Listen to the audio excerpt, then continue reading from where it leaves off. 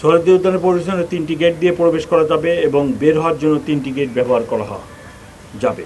Ramna park ও সোহরাওয়ার্দী উদ্যানে বিকাল 5 ঘটিকা পর্যন্ত প্রবেশ গেট দিয়ে প্রবেশ করা যাবে। বিকেল 5 ঘটিকার পর সকল গেট বাহির গেট হিসেবে ব্যবহৃত হবে।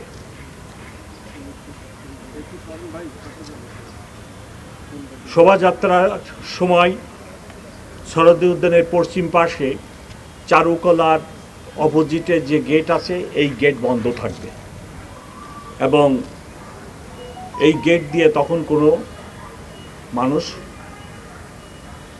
রাস্তায় যেতে পারবে না।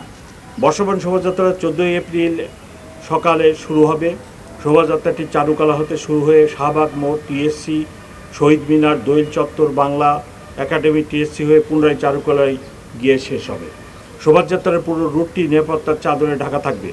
পাশ থেকে বিকল্প পথে শোভাযাত্রায় প্রবেশ করা যাবে না।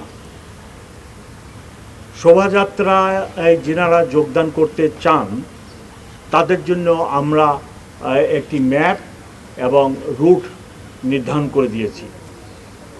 এখানে শোভাযাত্রার শুরু থাকবে, হেড থাকবে চারুকলার সামনে এবং টেল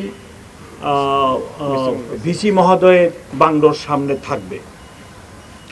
এখানে বিভিন্ন ধরনের আইটেম থাকবে, আপনারা জানেন প্রতি বছর যেটা হয়। আমরা শোভাযাত্রা যখন হবে তখন এদের মাঝে যে রুট আমি বললাম এই রুটে কেউ মাঝখান দিয়ে শোভাযাত্রায় প্রবেশ করতে পারবেন না। শোভাযাত্রায় যারা যোগদান করবেন তাদেরকে শাহবাগ মোড় থেকে অথবা এই ছায়ানটের প্রোগ্রাম শেষে যেনারা শোভাযাত্রায় যেতে চান তাহলে তাদেরকে এখান থেকে শাহবাগ মোড় হয়ে কাঁটাবন মসজিদ থেকে লেফট টার্ন করে নীলক্ষেত মোড় থেকে লেফট টার্ন করে বিচি মেয়েদের বাংলোর সামনে যে শোভাযাত্রার টেল থাকবে ওইখানে যোগদান করবেন।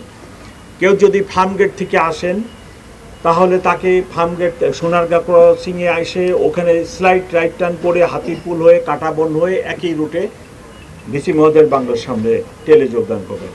কেউ যদি বাংলা মোটরের দিক থেকে আসে বাংলা মোটর থেকে শাহবাগ মোড়ে আসবেন, আসে ওখানে রাইট টার্ন করে কাঁটাবন মসজিদে একই রুটে ওখানে যাবেন।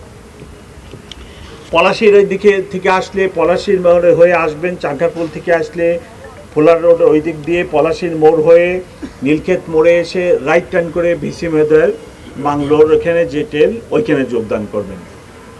এই হলো আমাদের শোভাযাত্রায় যোগদানের জন্য এই রুট নির্ধারণ করছি আমরা। কিন্তু সেখানে দিয়ে শোভাযাত্রায় যোগদান করা যাবে না, নিরাপত্তার স্বার্থে আমরা এটা অ্যালাউ করব না। বাংলা নববর্ষ উদযাপনের দিন কতিপয় সড়কে যানবাহন চলাচল নিয়ন্ত্রণের লক্ষ্যে বিভিন্ন পয়েন্টে ডাইভারশন ব্যবস্থা থাকবে।